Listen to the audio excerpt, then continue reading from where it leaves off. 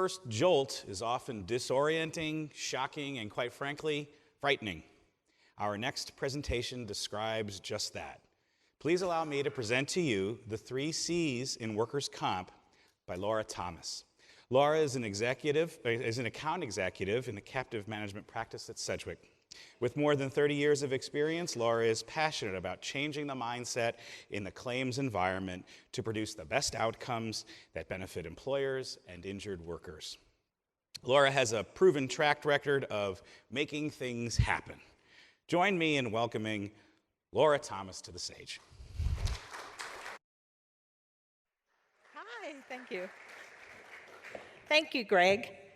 Today I am so honored to be here and share my stories that are central to the work I do in service to employers and injured employees. And in so doing, I want to bring to the forefront a critical dimension, and that's the power of the human connection. You know, in our claims world, we easily get caught up in the whirlwind of handling claims, meeting deadlines, that we forget about the faces behind it, the employer, the injured employees and their families, and sometimes our families too. And I have found in my experience that in order for the employer and injured employee to have the best outcome, there must exist 3 essential elements: care, concern, and compassion, what I call the 3 C's of workers' comp. And when you activate these powerful human emotions, bam, like Emerald says, the end result is pretty amazing. You know, in the early 90s, not too long ago, by the way, the early 90s, I used to oversee a department that had a high litigation rate. We identified some contributing factors, but we needed to know more. So we invited Marvin Shapiro of Rose, Klein & Marias to come and speak to our claims team. We wanted to know why our employees were litigating. After his heartfelt message, we knew we needed to make some changes, and the CARE model was born: concern, attention, and responsiveness to employees. And we made customer service to our injured employees our top priority by rearranging caseloads, workloads, so that our team can give the time to the injured employees, the time that they deserved. You know, the litigation rate dropped dramatically, and not a single dime was spent. Why? We implemented the power of the human connection: care, concern, and compassion. Now let me tell you, one of the contributing factors is our language. It's seamlessly filled with acronyms. You know, my kids call it the Cleon language. IME, TTD, PD, UR. We have statutes and guidelines and medical legal jargon, right? You know, we're trained and we're retrained to understand all that. So how can we expect people outside the industry, untrained, to really understand and know our lingo, especially the injured employees? Well, let me give you a couple of examples.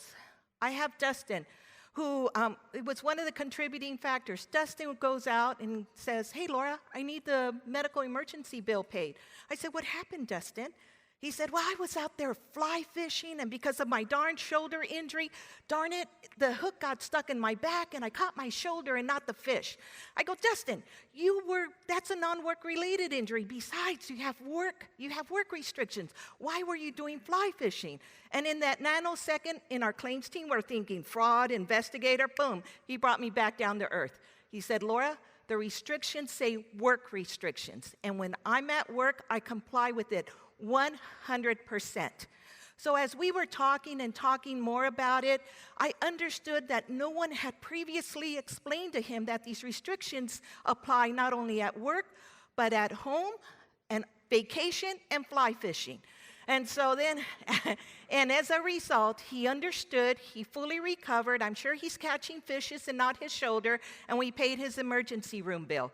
Another story we had was, Josefina calls me up and says, "Laura, I received this non-certification letter." And he says, "I'm reading it, I don't understand it.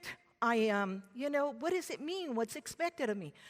The conversation took a half hour, time well spent for me to understand and look through Josefina's eyes that these notices are very complex and confusing and things need to change.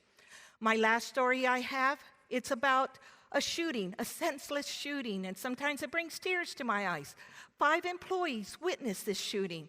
The employer calls me up and says, this happened. I immediately call our angels, our crisis counselors. They contacted the employer right away on what to say and what to do. They met with the injured employees. They assessed their psychological impact. Wow, it's amazing. And we have to remember that in our industry, here again, we specialize in these things, in helping people. And when we act as humans with the care, concern, and compassion, the end result, we can make a difference in someone else's life. It brought tears to my eyes when I received the letter from the employee, from the client that said, "You know what, Laura? We want to thank you," actually to the client, to the company. "We want to thank you for your support. There was definitely a shift in the air from somber to hopeful." Imagine that. We created an air, thank God, of hopefulness. So perhaps it was because when we cared to listen and understand, we concerned ourselves to educate and inform all parties that it translates as acts of compassion. So I want you to repeat after me, okay, the 3 C's in workers' comp. Care, concern, care. Come on, repeat. Concern, compassion.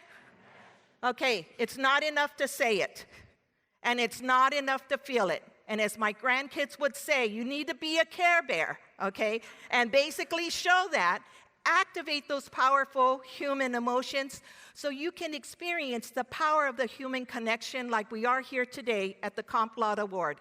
Thank you so much for your time.